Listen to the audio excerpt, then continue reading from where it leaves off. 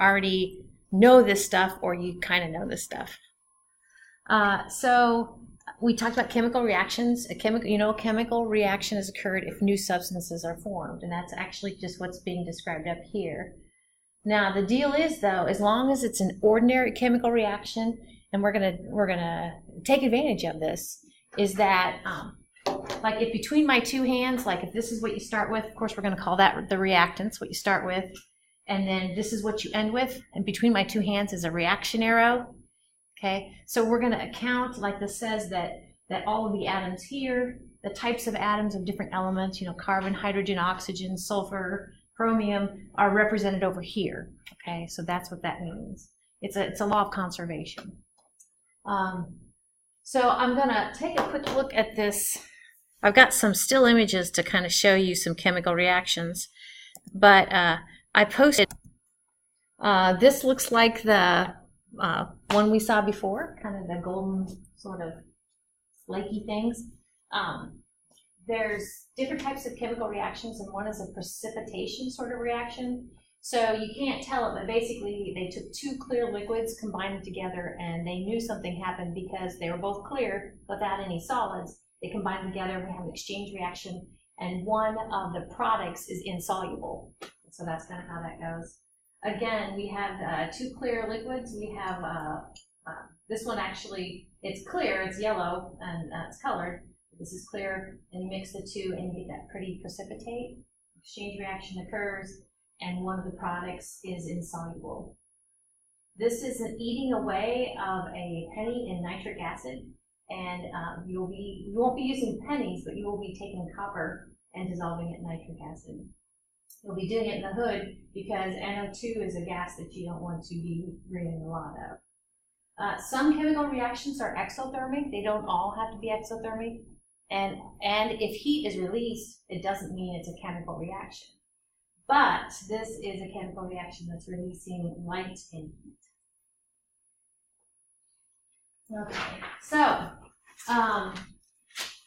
the reaction that you guys did in the lab to verify the formula for MgO is 1 mole of Mg for every 1 mole of oxygen.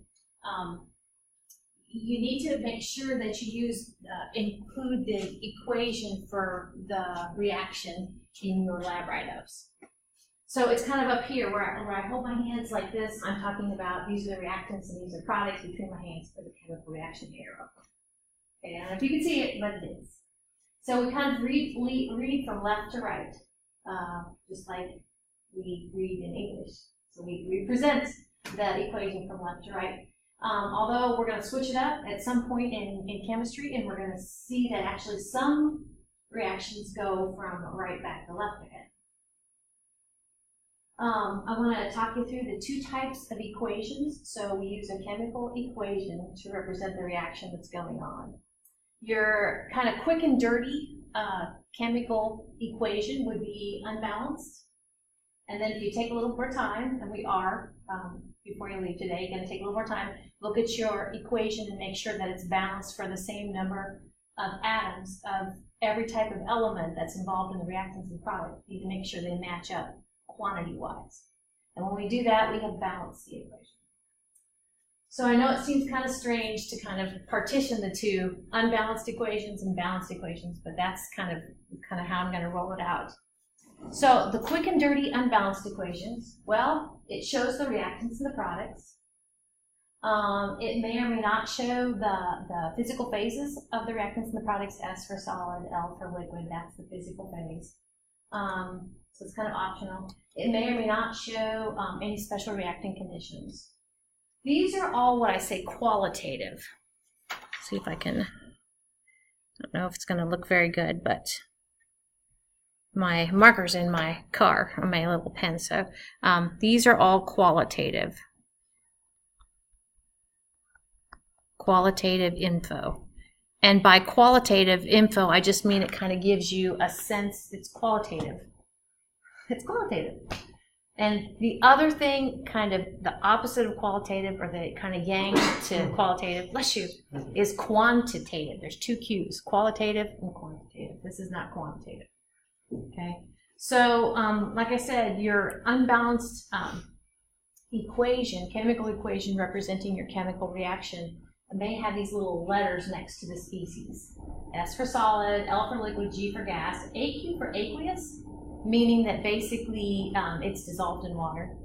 Okay.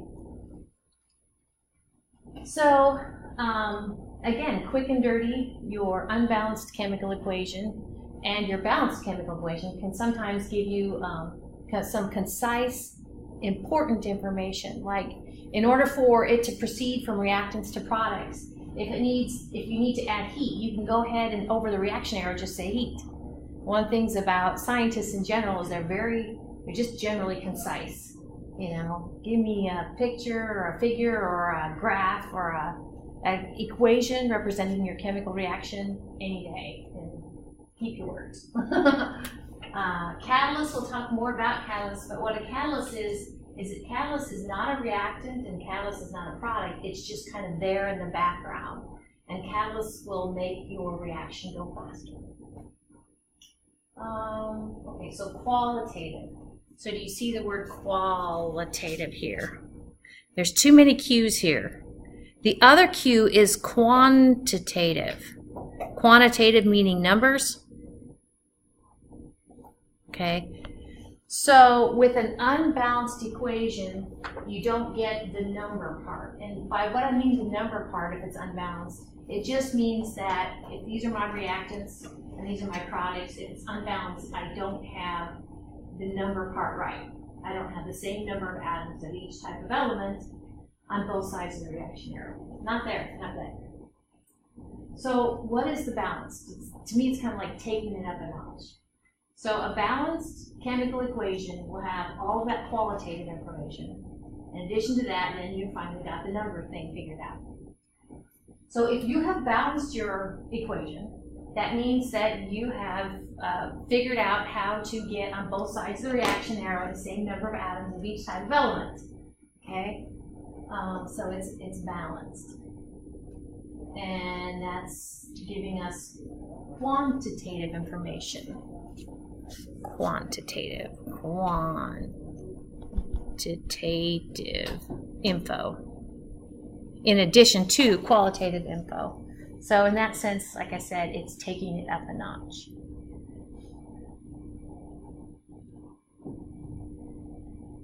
And we're going to talk in Wednesday and in your lab on Thursday. If you have a balanced equation, you kind of have a recipe. It's very much, it's just like if you do much cooking, baking, it's like a recipe. So if it's balanced, you have that qualitative information identifying what's reacting, what the reactants are, what the products are. You identify the physical phases, the gas, liquid, solid, dissolved in water, any special reacting conditions. But in addition to that, you give quantitative information too. All right, so this is what I've been saying. On both sides of the reaction arrow, you have the same number of atoms of each type of element. All right, so here we have some kind of pictures to show this. So down here we have our balanced equation.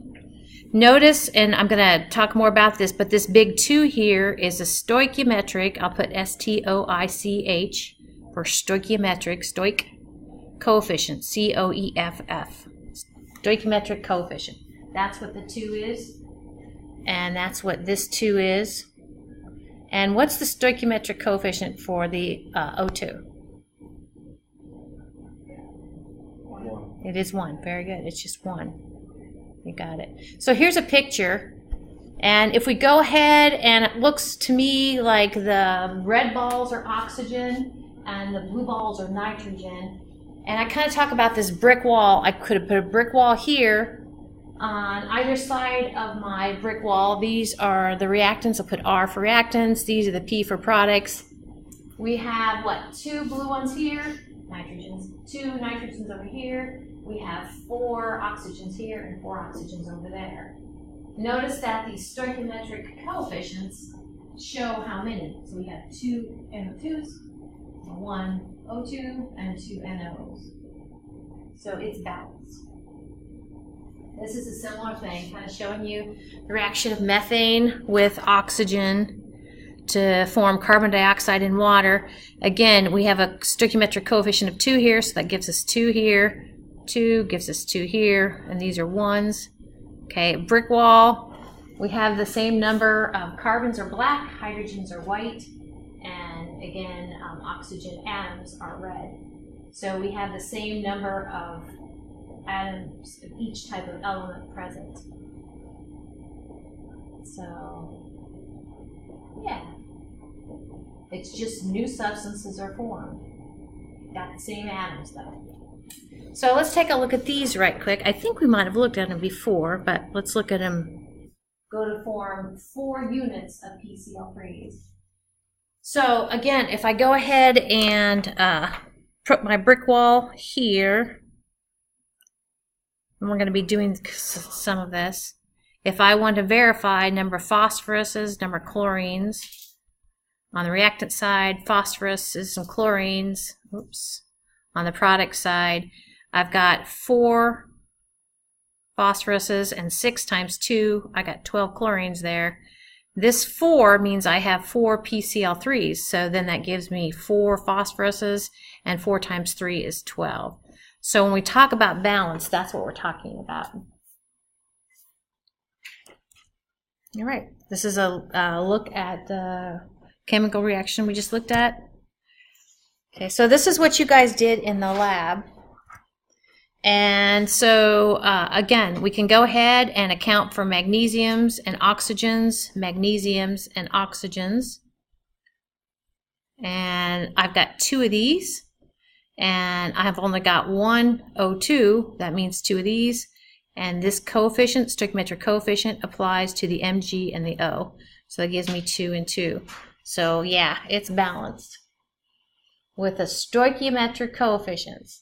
Everybody say this together with me. Stoichiometric coefficients. Very good. And sometimes I'll just do this way. I'll say of 2, 1, and 2 across the board, starting from left to right with my reactants and then my products. 2, 1, and 2. This is what, is it going to play? No, it's not. This is what you guys all did in lab, and if I played it, it would kind of, it's just magnesium ribbon getting nice and bright as it ashes to form magnesium oxide. So as we go ahead, and if we have the same number of atoms of each type of element on either side of the reaction arrow, okay, we are applying a conservation of matter, a conservation of atoms, okay? And it's a good thing. So I'm going to kind of talk you through how to balance, how to come up with that set of stoichiometric coefficients that works for you.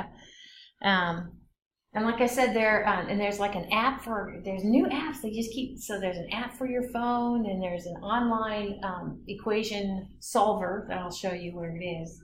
But on the test, you won't have those. Now there's different ways to balance equations, to balance unbalanced equations, to make them come into form to become balanced. We're going to do the trial and error. And trial and error, I tell students, as the name kind of implies, you might want to use a pencil with an eraser. Okay. Otherwise, if you're one that worries about your homework getting messy or whatever, trial and error can start to kind of get messy. So, first off, thou shalt not, when somebody gives you the unbalanced equation and tasks you with balancing it, thou shalt not change any subscripts. Thou shalt not make up new chemistry. They said what you start with, they said what you end with, and you can't change the subscripts. Okay? A really common one would be, there's all sorts of them out there, but if you go, H2O, no, that wouldn't be right. Hydrogen peroxide.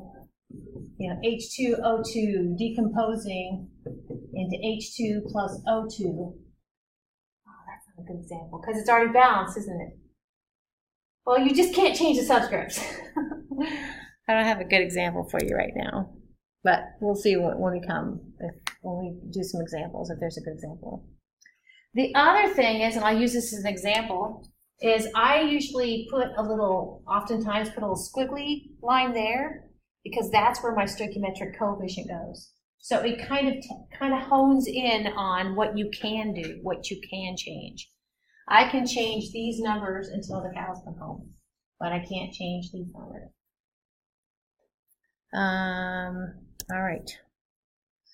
And then the last thing is, remember, anytime you have a big number here to the left, okay, this is the stoichiometric coefficient,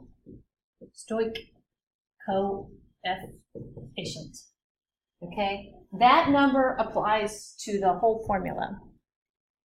So if I were to have a 5H2O2, that would mean if I was tallying the hydrogens, how many hydrogens would I have?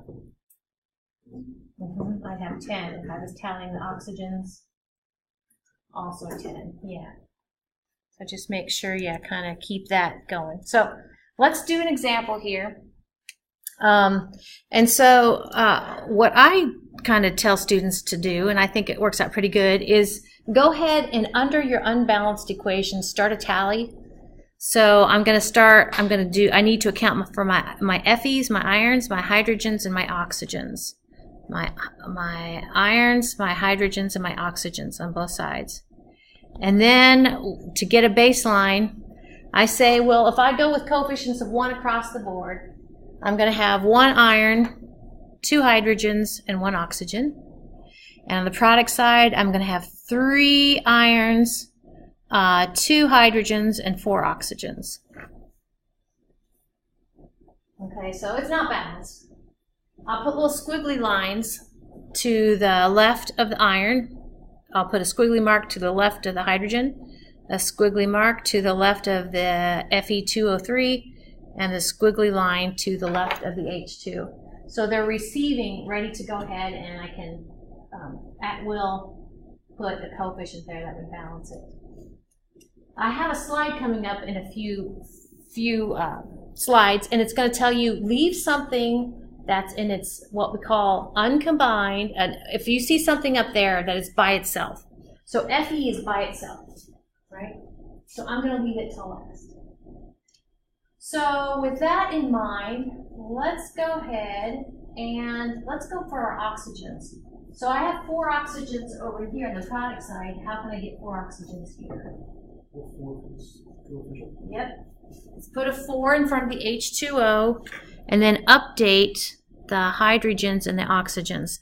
So I'm going to need to update my hydrogens. Instead of 2, how many do I have? 8. Yep, now I've got 8. And for oxygens, how many do I have? 4. That's looking better.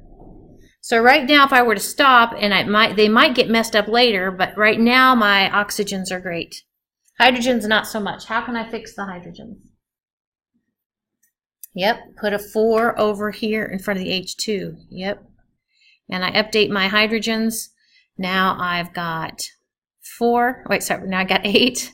And I had 8 over here already. So that one's right. Now, again, trial and error. They are fixed for now, but sometimes they get out of whack and we need to go back and fix them again. Irons, what do I need to do? 3. Yep, I need to put a 3 on the reactant side and update this 1 to a 3. Okay, exactly. So the balanced equation then is the set of coefficients, and then we say 3, 4, 1, and 4. So 3 Fe's, 4 H2O's, 1 Fe3O4, and 4 H2s. I'm done. Now, sometimes I run into, I'll just kind of get this out of the way. It's like a recipe. So these would be like your ingredients on the reactant side, and this is what you're going to make, right? It's just kind of fun. So like recipes, you can scale recipes up and you can scale recipes down. So you can convince yourselves if you want to, but if I take my set of coefficients, 3, 4, 1, and 4, if I take them and scale them up, multiply them all by 2, okay, I'll say times 2, that's going to give me 6, 8, 2, and 8. Honestly, that's great too. If you go ahead and do the math, you're going to have the same number of Fe's, O's, and hydrogens, oxygens, and hydrogens on either side of the reaction arrow. So that's fine too. Well, multiples. All right, so that verifies. All right, let's do another one. Now the hint here is, do you see where I've got, I'm going to kind of keep, well, how do I say this? If you've had chemistry before, you've kind of, you know this concept, we'll call it an ion that's a polyatomic ion. More than one atom that sticks together in a repeating unit. SO4 is called sulfate, and SO4 actually exists as a unit on both sides of the reaction arrow. So here, when I split it up, I'm going to keep it as a unit. The other one is the OH. I'm going to keep that as a unit. Now, we wouldn't have to, but it kind of makes life a little easier. So I'm going to have aluminums. I'm going to have SO4, Na, and OH.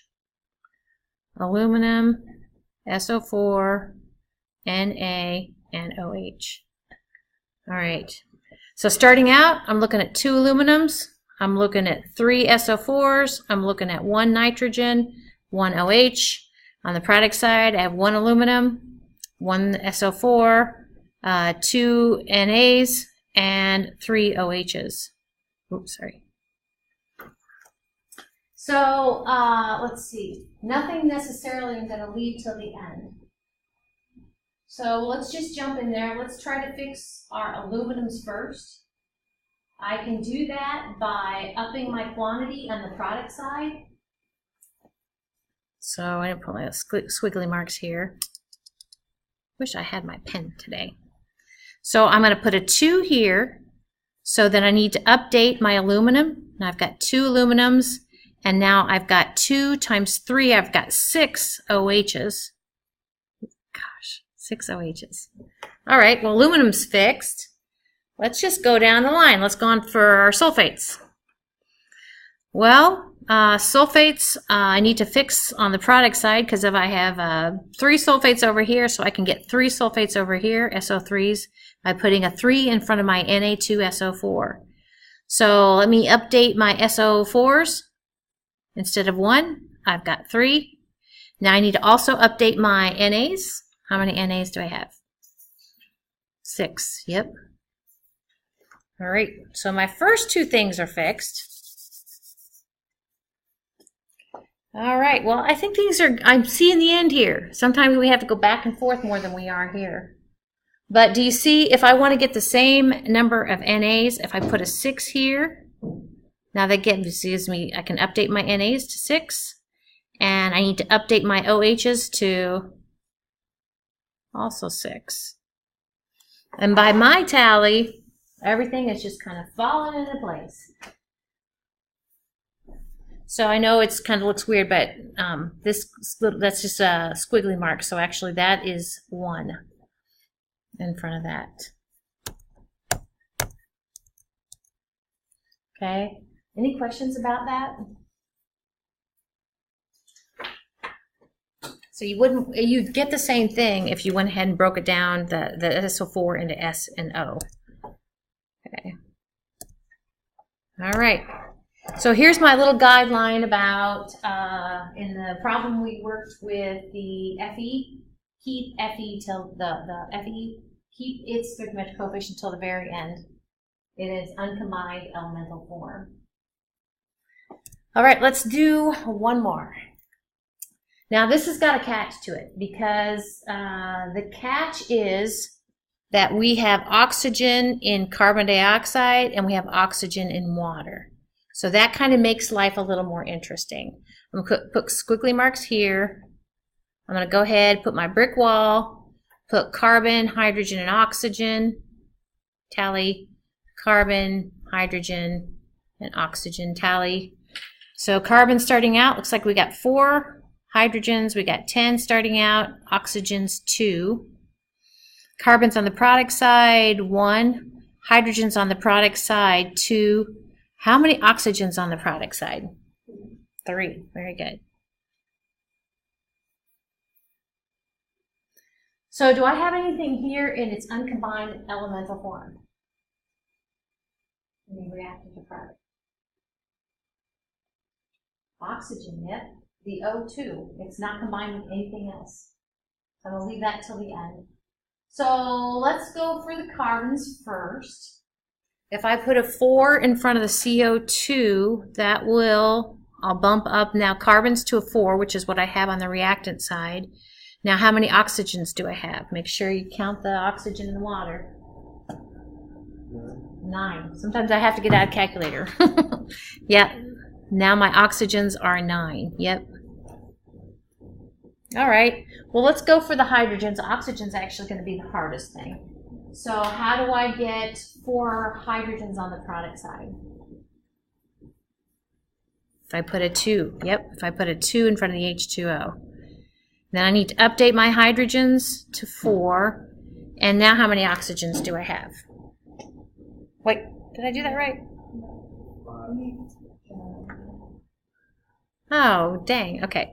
Then that wouldn't be a 2 then. Would that be a 5? Very good. So that makes that 10. Thank you. Much better. All right, so now how many oxygens do I have? I got 8 plus 5. Yep, I got 13. Now there's 2 ways to handle this last little bit here. So carbons and hydrogens look great. We have an oxygen situation in which we need 13 on the product side, but they come in pairs. And 13 is an odd number. So I'm going to show you what I probably would do. And like one of my slides says, if we go with those coefficients, the big number to the left, if we consider that as the number of moles reacting and the number of moles forming, then I can have a fractional coefficient. So check this out. If I go with, I need 13, right? If I put 13 halves O2s, you're like, really? Well, you figure the reason this works well is one oxygen molecule looks like that. That's your O2.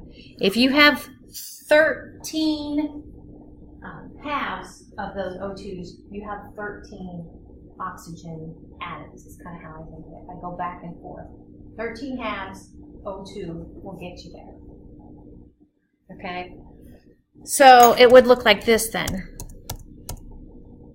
So I know it looks weird, but to finish it up, I would have 1 C4H10, 13 halves O2, 4 CO2s, and 5 H2Os. Now, if you're not used to that, or if that drives you nuts, which it kind of does me some days, I can get rid of that half by scaling it up. Because remember we multiplied by 2 a little bit ago?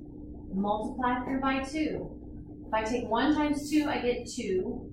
If I take 13 halves by 2, I get 13. If I take 4 by 2, I get 8. If I take 5 times 2, I get 10. So either one are wonderful. And the homework, I'll just tell you that, you know, some are easier to balance than others, okay? So those are both balanced. So like I said, fractional coefficients are okay, and we're going to hit this on Wednesday as long as we go with, consider them as relative moles instead of relative atoms. Now here is that online equation balancer, and I did post this on Canvas. Check this out though.